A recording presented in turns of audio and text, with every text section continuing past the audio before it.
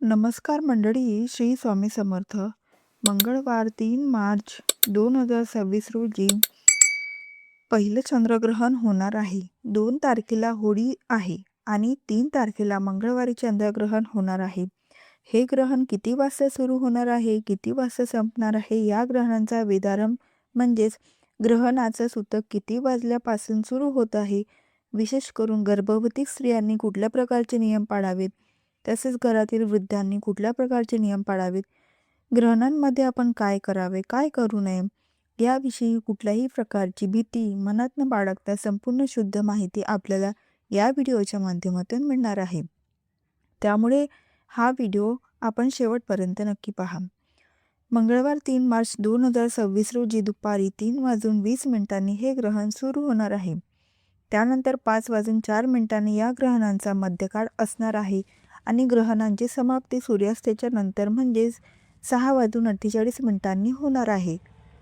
भारतामध्ये हे साधारण 4 ते 4.5 तासाचं ग्रहण दिसणार आहे, परंतु संपूर्ण जगांमध्ये हे अत्यंत महत्त्वाची खगोलीय घटना आहे आणि जवळजवळ 4.5 तास असा हा ग्रहणांचा एकंदर कालावधी असणार आहे. या ग्रहणांच्या दिवशी वार मंगळवार आहे, म्हणजेच मंगळवारचा प्रभाव या ग्रहणांवरती विशेष करून राहणार आहे. या ग्रहणाचा आरंभ कधी होत आहे तर जसं मी सांगितलं 3:20 आरंभ होतो, परंतु ग्रहणांच्या पूर्वी 8 तास त्याचा वेधारंभ किंवा त्याचा सूतक सुरू होत आहे. त्यामुळे सूर्योदयापासूनच या ग्रहणांचा सूतक आरंभ होत आहे. त्यामुळे सामान्य जणांनी सकाळी सूर्योदयाच्या पूर्वीच जेवण वगैरे करून घ्यावं. ग्रहणांच्या वेधरंभामध्ये शक्यतो भोजन करू नये. ज्या स्त्रिया गरोदर आहेत, आबालवृद्ध आहेत, आजारी व्यक्ती आहेत, अशक्त व्यक्ती आहेत, त्यांनी सकाळी 11 पूर्वी विशेष करून भोजन करून घ्यावं. 11च्या नंतर शक्यतो खाऊ नये. विशेष करून गर्भवती स्त्रिया आहेत, त्यांनी सुद्धा 11पर्यंत जेवण करून घ्यायचं आहे. प्रत्येक ग्रहणांमध्ये आपल्याला मलमूत्रांचा त्याग करायचा, पाणी प्यायचं नाही आहे, परंतु त्यापूर्वीचा जो वेधारंभ आहे, ज्या काळांमध्ये ग्रहणाचं सूतक असणार आहे, अशा काळांमध्ये आपण पाणी पिऊ शकता. त्यानंतर जे काही आपले नैसर्गिक विधी आहेत, टॉयलेट बाथरूमचे, ते निश्चितपणे आपण करू शकता. अगदी गर्भवती स्त्रियासुद्धा पाणी ग्रहण करू शकतात. आता गर्भवती महिलांनी कोणते नियम पाळायचे? अगदी छोटे छोटे नियम आहेत. हे नियम गर्भवती महिलांनी पाळायचे आहेत. बघा, ग्रहण काळात गर्भवती महिलांनी मांडी घालायची नाही, पायाची आडी घालायची नाही, बोट मोडायचे नाही. यावेळेस केस विंचरायचे किंवा केसांना वेणी घालायची नाही, म्हणजेच गाठ मारायची नाही. त्याचप्रमाणे या वेळेमध्ये आपल्याला पायावर पाय टाकून बसायचे नाही, मांडीवर मांडी घालून बसायचं नाही, कुठल्याही प्रकारची वस्तू चिरायची नाही किंवा कापायची नाही किंवा सुई धाग्याने काही गोष्ट आपल्याला शिवायची नाही. त्याचप्रमाणे आपल्याला स्वयंपाक करायचा नाही. शक्य झाल्यास आपण या वेळांमध्ये जेवण देखील करू नये, कारण या ग्रहणाच्या काळात खूप मोठ्या प्रमाणात विषाणूंचा प्रभाव हा पृथ्वीवर असतो, आपल्या आजूबाजूच्या वातावरणात असतो आणि ते अन्नावर पाण्यात बसतात आणि आपण हे अन्न ह्या वेळेत ग्रहण केले तर आपल्याला त्याचा त्रास होऊ शकतो. यासाठी या वेळेत आपल्याला कुठल्याही प्रकारचं जेवण करायचं नाही आहे. आता जर का लहान मुलं असेल, त्याला भूक लागली तर तुम्ही खायला देऊ शकतात. आजारी व्यक्ती असतील, गोळ्यांचा टायमिंग असेल, खावा लागत असेल तर मग तुम्ही त्यांना देऊ शकतात. गर्भवती महिला असतील, डॉक्टरने काही औषध घ्यायला सांगितलं असेल, पाणी प्यायला सांगितलं असेल तर तुम्ही ते पाणी देखील पिऊ शकता. वॉशरूमला देखील तुम्ही जाऊ शकता. तुम्ही घरात चालू फिरू शकता. त्याचप्रमाणे या काळात तुम्ही मंत्र, जप, गुरुमंत्र असेल त्याचा जप करू शकतात. या काळात जास्तीत जास्त तुम्ही तुमच्या पोटावर हात ठेवून एखाद्या स्तोत्रांचा, मंत्रांचा पाठ करू शकता. जास्तीत जास्त सेवा उपासना करू शकता. तुमच्या कुलदेवीचे नामस्मरण, जप तुम्ही करू शकता. म्हणजे काय तर या काळात आपल्याला या गोष्टी, धार्मिक गोष्टी, आध्यात्मिक गोष्टी या जास्तीत जास्त करायच्या आहेत. त्याचप्रमाणे बघा, आजारी व्यक्ती असतील, वृद्ध व्यक्ती असतील, त्यांना देखील जास्तीचे नियम पाळण्याची गरज नाही. ज्या गोष्टींनी शरीराला त्रास होत असेल असे नियम तुम्हाला पाळायचे नाही आहे, परंतु गर्भवतींनी हे नियम पाळा. त्याचप्रमाणे डोळ्यांनी ग्रहण बघायला बाहेर जाऊ नका. शक्य झाल्यास घरात बसण्याचा प्रयत्न करा. ग्रहण काळ हा मंत्र सिद्धीसाठी आणि नामस्मरणासाठी सर्वोत्तम मानला जातो. या काळात केलेला जप 1000 पटीने अधिक फळ देतो. म्हणून या काळांमध्ये मंत्र जप करावा. कोणत्या मंत्रांचा जप करावा? चंद्राचा मंत्रांचा जप करू शकता. ओम सोमाय नमः हा चंद्राचा मंत्र आहे. या मंत्रांचा जप करू शकता किंवा तुमच्या सद्गुरूंनी तुम्हाला जो मंत्र दिला असेल किंवा तुमच्या नित्य साधनेतला कुठला मंत्र असेल तर त्याचाही जप करू शकता.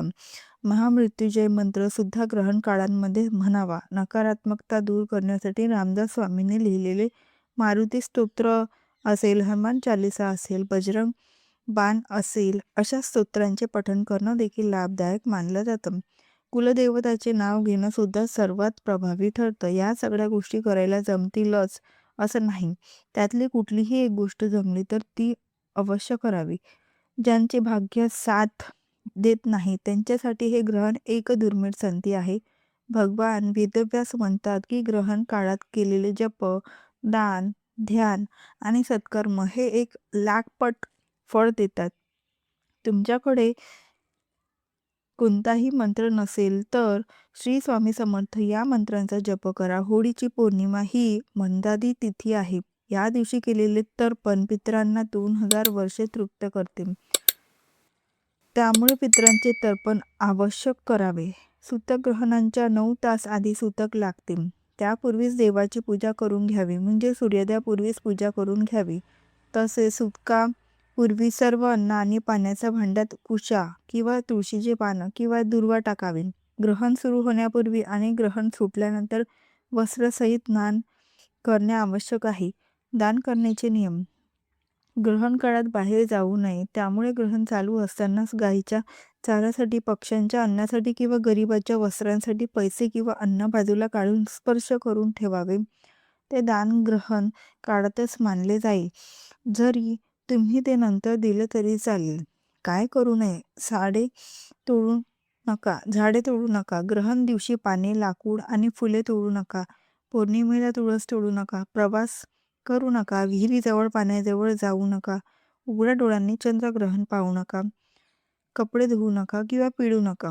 केस धुवू नका. ग्रहण काळात झोपू नका. मलमूत्र त्याग करू नका. मैथुन करू नका आणि भोजन करू नका. ग्रहणासाठी एक वैज्ञानिक तर्क सुद्धा नक्कीच देता येईल. जसं चंद्राच्या कलांचा परिणाम हा समुद्राच्या पाण्यावर होत असतो.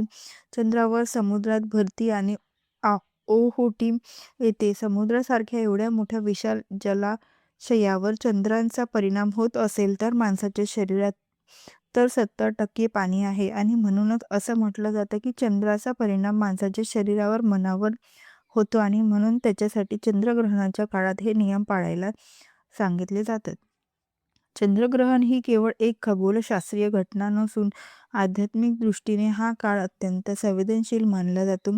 या काळात वातावरणातील सूक्ष्म लहरींचा परिणाम आपल्या अन्नावर आणि आपल्या मनावर होत असतो असंही म्हटलं जातं. ज्योतिषशास्त्राचा विचार केला तर हे चंद्रग्रहण 4 राशींसाठी शुभ ठरू शकतं. मिथुन रास, तुळ रास, वृश्चिक रास आणि मीन रास. त्याच्याबरोबर ज्या राशींनी चंद्रग्रहणाच्या काळात सावध राहायचे त्या राशी म्हणजे वृषभ रास, सिंह रास, कन्या रास आणि मकर रास. मंडळी, यंदा धुळवडीलाच चंद्रग्रहण आल्यामुळे ज्या भागात धुळवडीला रंग खेळले जातात त्यांना 4 तारखेला रंग खेळण्याचा सल्ला दिलेला आहे. 3 तारखेला ग्रहणाचे नियम ज्यांना पाळायचे आहेत त्यांनी रंग खेळू नये असंही म्हटलंय. तर हा माहितीपूर्ण व्हिडिओ कसा वाटला? व्हिडिओ आवडला असेल तर व्हिडिओला नक्की लाईक करा, शेअर करा व चॅनलला सबस्क्राईब करायला मात्र विसरू नका. व्हिडिओ शेवटपर्यंत पाहिल्याबद्दल अगदी मनापासून तुमचे खूप खूप आभारी आहे. धन्यवाद. श्री स्वामी समर्थ. जय जय स्वामी समर्थ.